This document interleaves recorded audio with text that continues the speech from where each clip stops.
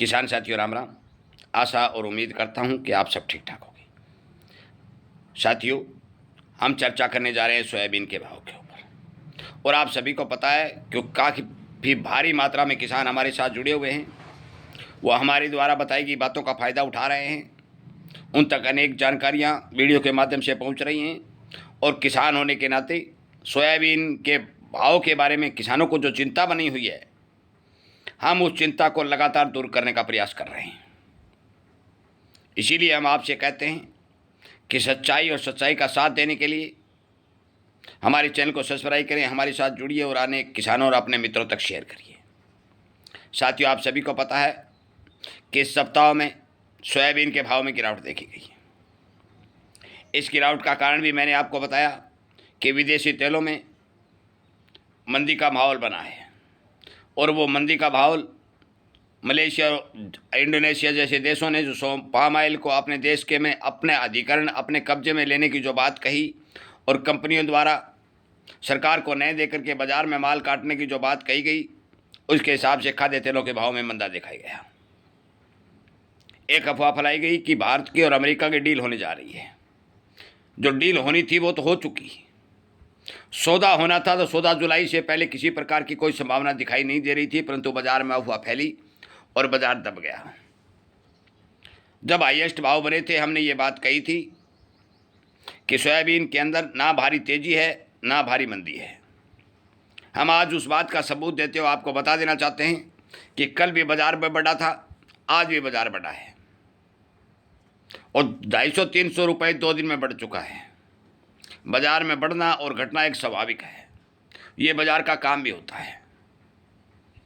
मैं आपकी जानकारी के लिए बता दूं, चाहे विदेशों में कितना ही माल पैदा हो जाए, चाहे विदेशों से कितना ही एक्सपोर्ट आ जाए, हमारी सरकार ने जो ड्यूटी बढ़ाने का काम किया है और डॉलर में लगातार मजबूती बनी हुई है। आज रुपया बढ़ा है, परंतु बेशक बढ़ो, इतना नहीं बढ़ा है कि वो भाव तोड़ सके। करोड़ लगातार बढ़ा हुआ है और सरकार के पास विदेशी मुद्रा बहुत कम और घटती हुई दिखाई दे रही है।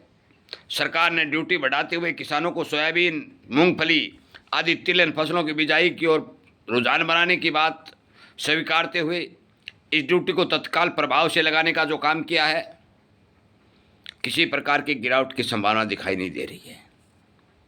हमने बहुत पहले ये बात कह रखी है कि आप जिस सोच में, जिस इस बाजार के भरमजाल में फंस करके अपना माल निकाल रहे हो, मैं आपको माल निकालने से नहीं रोक रहा हूँ। मैं आपको कहता हूँ कि जब भी आपको अच्छे भाव मिले, टॉप भाव मिले, आपको अपना माल निकालना चाहिए। 4400 और 4500 रुपये में बिकने वाली सरसों 7500 तक चली गई। आज भी फिर भी दोबारा से 150-200 रुपये की तेज़ी 2 दिन में बन चुकी है। मैं आपकी जानकारी के लिए बता दूं, कई भाई ये कहते हैं कि 15,000 हो जाएगी, कोई कहता है 12,000 हो जाएगी, कोई कहता है 10,000 हो जाएगी, कोई कहता है 9,000 हो जाएगी, कोई कहता है 8,000 हो जाएगी। साथियों, एल नीनो की स्थिति दिखाई दे रही है। मौसम बैक्स रखता जा रहा है। बरसातें कम होने या ज़्यादा होने, बिजाई कम होने या ज़्यादा होने, उत्पादन कम होने और ज़्यादा होने पर भाव निर्भर होते हुए दिखाई देंगे। सच्चाई ये है कि सोयाबीन के भाव समय बताएगा क्या होगा। 10,000 भी हो सकती है, 12 भी हो सकती है, 9 भी हो सकती है, 11 भी हो सकती है, 6.5 हो सकती है। इससे नीचा जाने की कोई संभावना नहीं होगी। ये बात मैं क्यों कह रहा हूँ?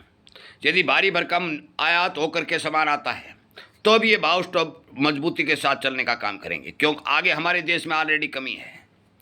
विदेशों से कोई भी सामान मंगवा करके देश की पूर्ति नहीं की जा सकती। एक एक बात समझाते हुए, मैं आपको आगाह करते हुए ये कोशिश कर रहा हूँ कि आप भी हम मेरी तरह किसान होने के नाते जिस चीज़ का आप उत्पादन कर रहे हो उसके ऊपर विशेष तौर पर नज़र रखने का काम करें, बाजार पर नज़र रखने का काम करें। सरकार ने कुछ चीज़ों को एनालिटिक्स के बाहर करने का काम किया है। सरकार को लगता है बरसातें कम होगी तो खाद्यान्न उत्पादन घटेगा, और ये बात सरकार ने क्लियर कर दी है कि 30 लाख टन के लगभग खाद्यान्न उत्पादन 26-27 में घटने जा रहा है। जब यह एक बात मेरे को बताइए, समझाइए, कमेंट के माध्यम से उत्तर भी दीजिए कि जब उत्पादन घटता है, डिमांड बढ़ती है तो भाव बढ़ते हैं या घटते हैं? सरकार ड्यूटी बढ़ाती है तो भाव बढ़ते हैं या घटते हैं? तो फिर मंदी मंदी मंदी का ढंढोरा क्यों पीटा जा रहा है? साथियों, आपकी एक सावधानी आपके बहुत काम आएगी। जिस किसान साथी के माल है, हमने पहले भी कहा था, हमारे पास फ़ोन आ चुके हैं, बहुत से हमारे मित्रों ने 7500 रुपये में माल काटा भी है। अभी भी मैं कहता हूँ, आपको मुनाफे के तहत अच्छे भाव मिले तो माल काटिए। मंदे में माल देकर आप यदि मुनाफा कमाना चाहते हो तो कभी नहीं हो सकता। स्थिति मजबूती की ओर बनती हुई दिखाई दे रही है। हम टारगेट नहीं दे सकते। हमने पहले आपको 5500 का टारगेट दिया, पूरा हुआ। 6000 का दिया, पूरा हुआ। 6500 का दिया, पूरा हुआ। उसके बाद हमने कोई टारगेट नहीं दिए। और अभी भी हम कहते हैं, जब तक बरसात की, बिजाई की, किसानों के रुझान की और देश में शेष बचे स्टॉक की जानकारी हमारे पास नहीं आएगी, हम टारगेट नहीं दे सकते। और जिस दिन ये जानकारी आ जाएगी, आपको वीडियो के माध्यम से सूचना पहुंचा दी जाएगी। एक बात, हमारे पास खाद्य तेलों के बारे में एक रिपोर्ट आई हुई है। आज हमारी दांत में दर्द है। इस दर्द के चलते हम ज़्यादा वीडियो नहीं बना सकते।